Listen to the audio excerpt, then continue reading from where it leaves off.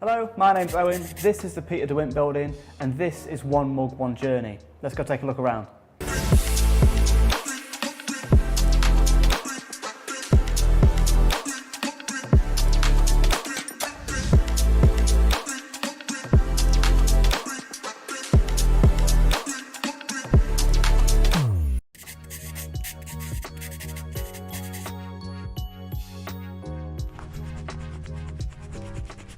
So before we actually kickstart into this episode, let's talk about what One Mug, One Journey actually is. Yeah, so One Mug, One Journey shows the story of one mug being made in the variety of different maker spaces here in the Peter De Wint building. So our aim of One Mug, One Journey is to show off a maker space, which in this example is clay. And we are going to make this little mug, and we're going to take this little mug and we're going to fire it and then glaze it. It's an example of what you can make using these spaces if you come here to the University of Lincoln. So it's sort of advertising the different spaces within this building that you can use to make your own projects. It might not be a mug, but you could make something very similar using the same spaces. So we also collaborate with an animation student to take this little mug into a digital area, and he creates like a little set. Animation isn't available to all students. We feel like it was important to include in the episode as it showcases how important it is for student contacts with different students. For example, we were able to use an animation student here because we had a contact with them. So networking with other students is also very important when making projects too.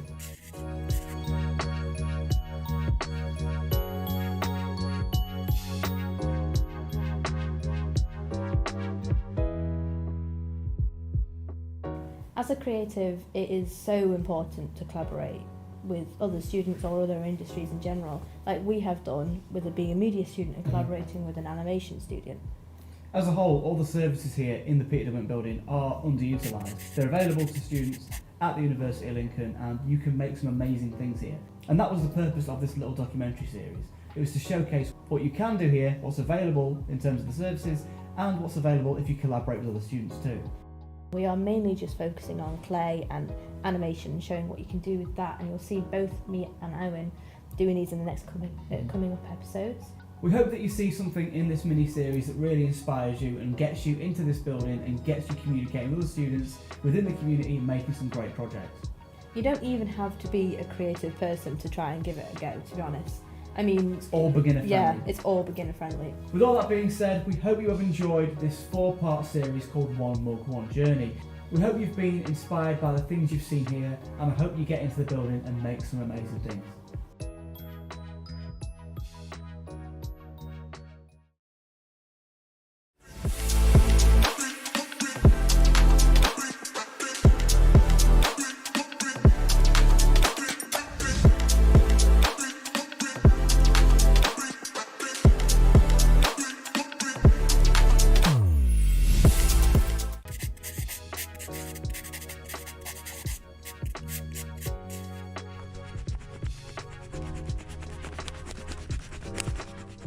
Welcome to the first episode of One Mug, One Journey here in the PDW building at the Uni of Lincoln.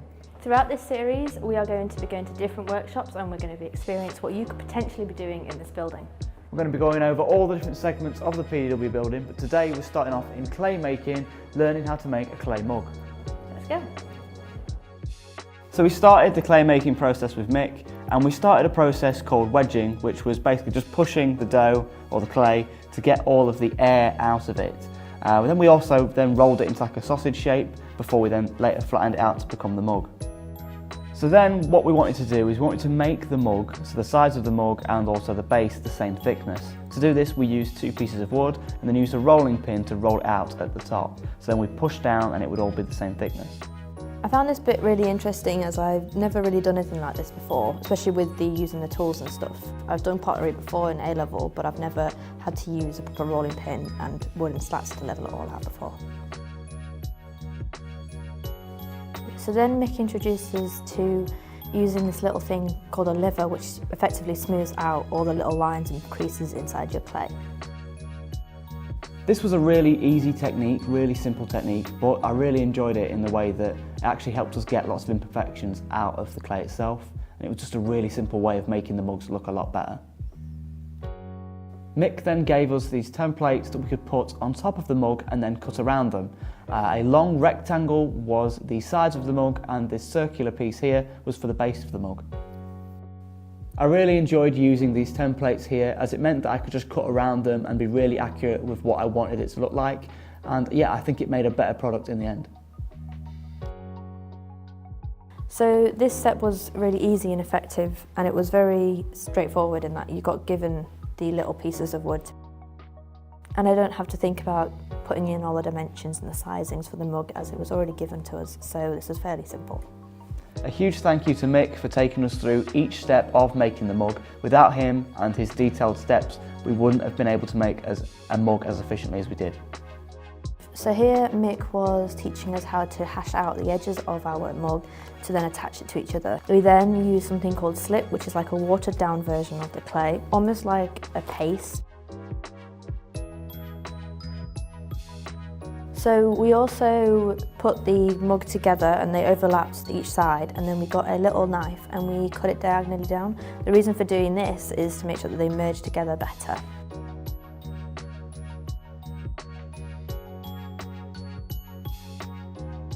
So after putting the mug together, you'll see that I started to do more of a squished look of a mug.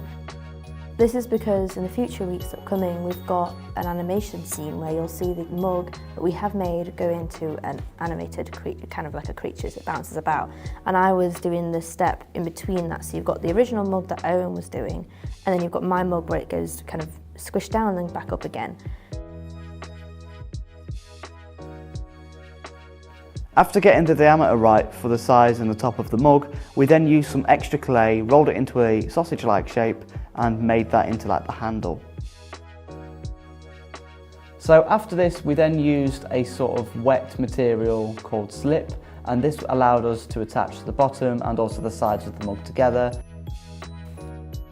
I also struggled when it came to actually creating the handle, because obviously I've made a squished mug, so I had to think about how I was going to make the handle look. Obviously it wouldn't be a normal handle because the mug is squished, so I had to move and mould the clay around how the mug would go and shape it around that. So when it came to doing the base, I had to try and flip the mug around without actually destroying the mug, and this bit was quite difficult. Then after this, I actually got a brush and added some more slip just to fill in some of the cracks that were on the mug.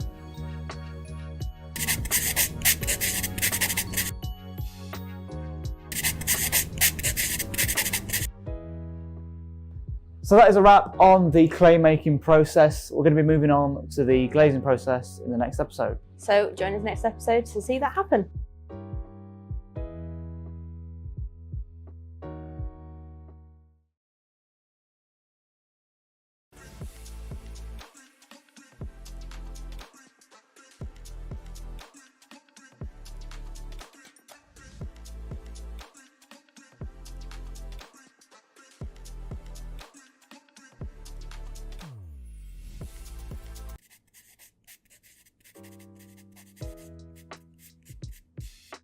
In this episode of One Mug, One Journey, we're back in the Makerlab, this time going over the glazing process.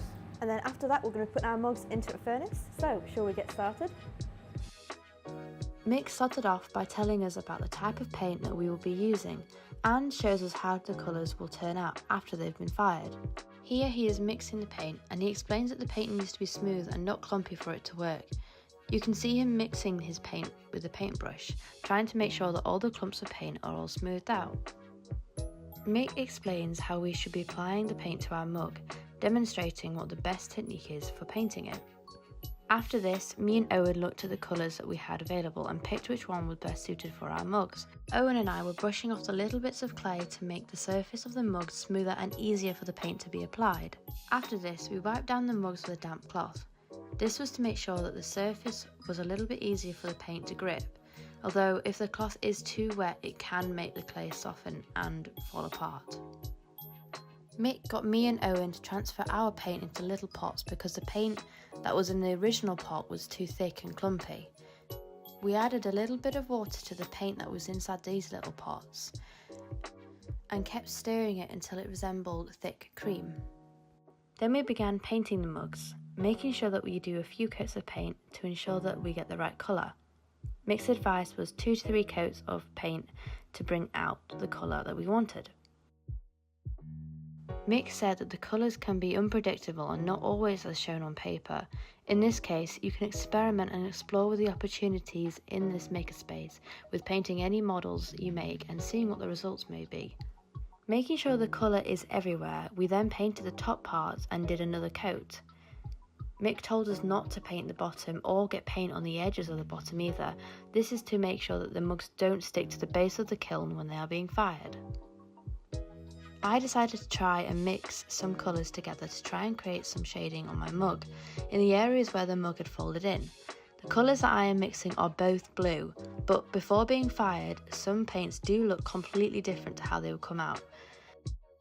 Overall, I really enjoyed this process. For me, this was a lot more relaxing and a lot easier to do than the actual modelling, working with the clay, that kind of thing.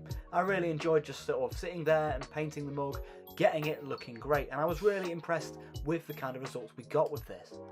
After this, it was then time for the firing process, where we put them into this machine here, and it gave the mugs that clear, like ceramic look, and it made the mugs look professional. They looked great, and we were able to pick them up about a week later.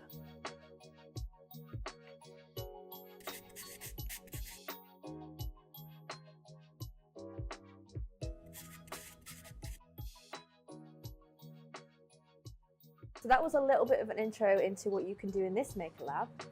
And in the next episode, we're going to be going over to the animation department and making this mug move. We're also going to be having an interview with an animation student to find out more about the course. So, see you next time.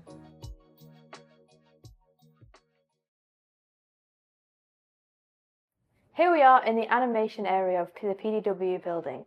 This is where we are going to be taking the mug that we've created in the clay makerspaces, and using student collaboration, we will be turning that mug into a digital version.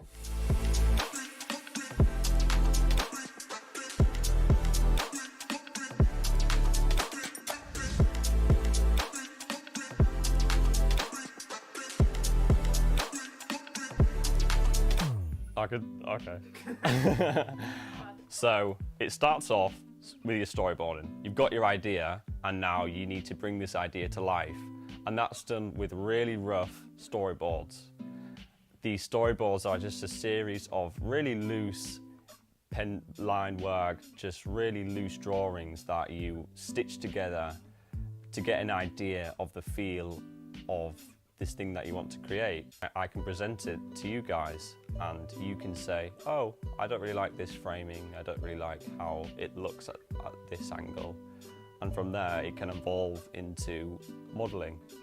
Here we have Owen modelled a mug that is our main character. And so the idea was that you are transferring skills from one department to another. And so you've got your idea and your concept and your storyboarding done. Now we're realising this idea in Blender. So you model this cup, and then you pass it onto a pipeline, just as you would in a cinematic pipeline or in feature or in games or any other industry standard workplace. You pass it on to the next person, and so I received the model of Owen. I go on to retopology. And what that is, it is making a model easier to work with, making it not so tricky to render out, and making the computers not work as hard to have to deal with such a dense object. And if you look at industry standard companies like ILM and things like that, they can account for more dense topology.